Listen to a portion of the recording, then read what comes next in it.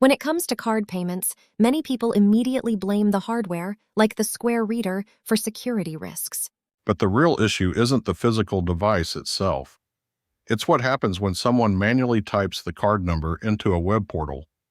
That's where the vulnerability lies. Exactly.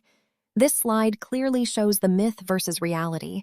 The hardware isn't the problem. Manual entry through any web interface is the real risk. And that's a critical distinction to keep in mind as we move forward. Here's a common scenario for many small businesses. Phone orders.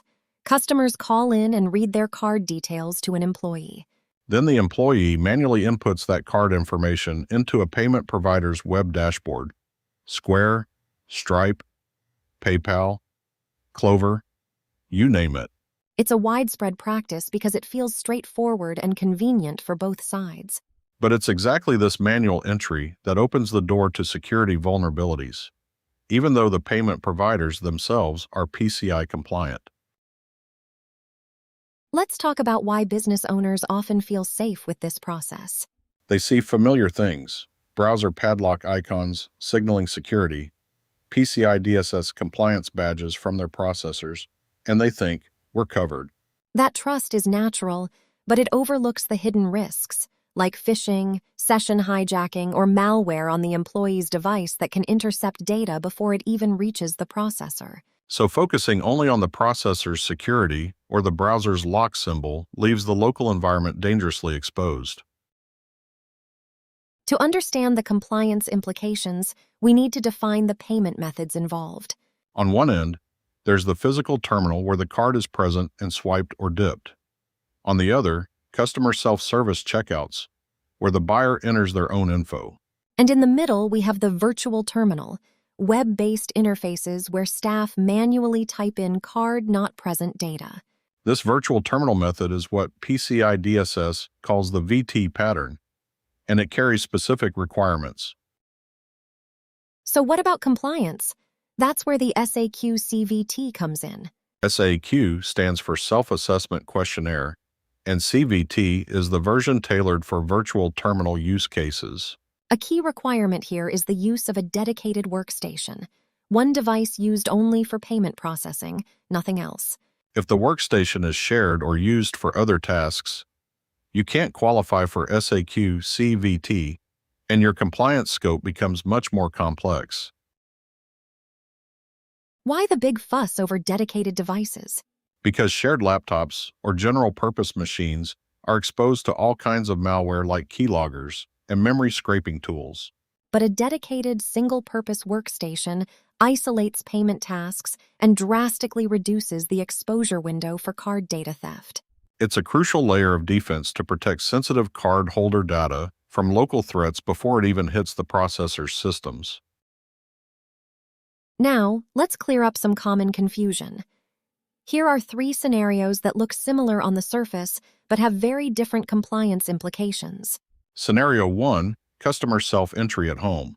Scenario 2, employee on a dedicated machine in the office. Scenario 3, employee on a shared or remote machine. Only the second scenario clearly aligns with SAQ C-VT. The others either fall outside that scope or require a more rigorous compliance approach. The takeaway: strict physical and logical isolation is essential for SAQ C-VT eligibility. In Scenario 1, the customer enters their own card info on a secure, hosted payment page or iframe. This setup bypasses the merchant's systems entirely, reducing the compliance scope and risk substantially. Because the customer controls their own device, SAQA applies here, not the virtual terminal rules. This is a much safer approach from a compliance perspective. Scenario 2 is the compliant virtual terminal setup. An employee uses a dedicated single-purpose workstation located in the office. This machine is isolated in its own network segment, with restricted outbound access only to approved payment provider domains. This setup meets all SAQ C-VT requirements and clearly reduces the risk of data leakage. It's the gold standard for manual card entry compliance. Scenario 3 is the riskiest. Employees using shared or home-based machines for virtual terminal entry. These environments often lack network visibility, endpoint monitoring, and proper isolation, creating critical audit and security risks. Shared devices rarely meet the strict isolation and control requirements PCI DSS demands for VT use. This leads to a much higher risk profile and requires full SAQ compliance, which is more complex and costly. PCI DSS clearly states that devices used for virtual terminals must be dedicated, single-purpose, and isolated from all other systems and networks.